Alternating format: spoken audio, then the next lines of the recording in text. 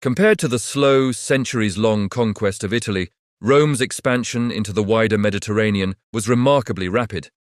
Once Italy had been secured, Rome entered a far more dangerous phase of growth, one that required defeating an established great power.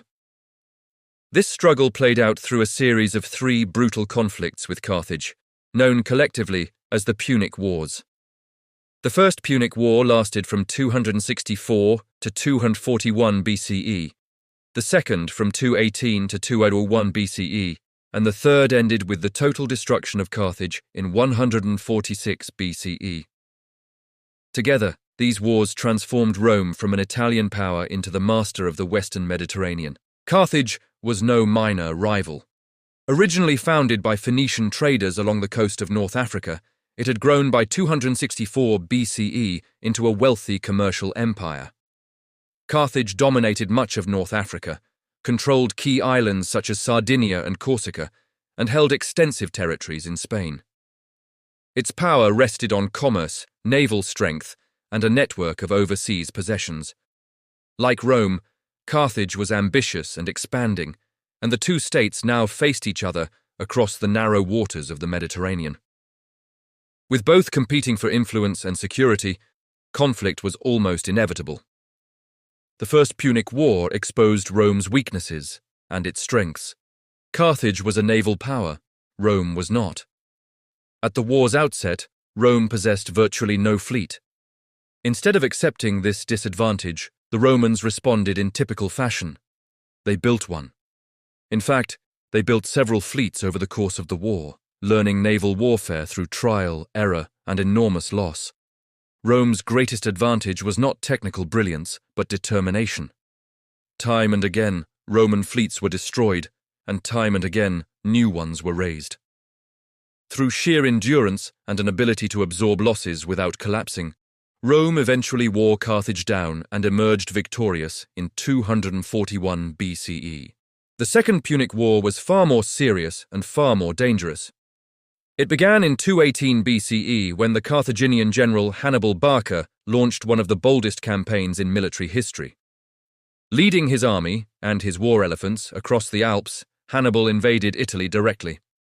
He routed Roman forces in a series of devastating battles, inflicting catastrophic casualties and shocking the Roman world. His hope was clear. If he could defeat Rome repeatedly in the field, Rome's Italian allies would abandon her. They did not. This was the decisive failure of Hannibal's strategy. Because Rome had spent generations treating her allies comparatively well, granting autonomy, legal rights, and pathways to citizenship, those allies remained loyal even in the darkest moments.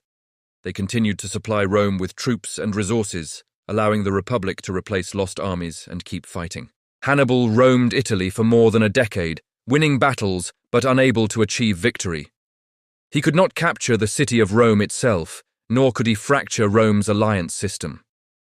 Eventually, Rome adapted. Rather than confronting Hannibal directly, Roman commanders adopted a strategy of delay and attrition, shadowing his movements, harassing his forces, and avoiding large engagements. Over time, Hannibal's army weakened. The war's turning point came in 204 BCE, when a Roman force under Publius Cornelius Scipio carried the war to North Africa. Forced to defend his homeland, Hannibal returned to Carthage. At the Battle of Zama in 202 BCE, Scipio defeated Hannibal decisively, the Carthaginian general's first defeat in battle. Hannibal fled into exile, and Carthage surrendered. Rome now stood as the dominant power of the central Mediterranean. With Carthage crippled, Rome's position in the west was secure. Former enemies became allies, and Roman influence expanded steadily. The matter was settled permanently in 146 BCE, when Rome destroyed Carthage completely, ending the Third Punic War and removing its greatest rival from history. Rome's attention then turned east. Between 201 and 146 BCE, the Republic confronted the successor kingdoms of Alexander the Great in the eastern Mediterranean. These Hellenistic states were wealthy, sophisticated, and militarily formidable, but they were divided and often mistrustful of one another. Some avoided war temporarily, but none could ultimately resist Roman intervention. After Hannibal's defeat, he sought refuge in Macedonia, where King Philip V welcomed him. Hannibal urged Philip to strike while Rome was exhausted and vulnerable. Greek states alarmed by Macedonian aggression appealed to Rome, prompting Roman intervention. In the Second Macedonian War, Roman forces, led by Lucius Cornelius Scipio, brother of Scipio Africanus, defeated Philip within 4 years.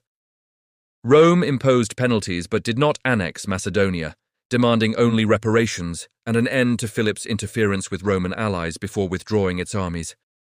Hannibal fled again, this time to the Seleucid Empire. There, he convinced King Antiochus III that Rome could be challenged.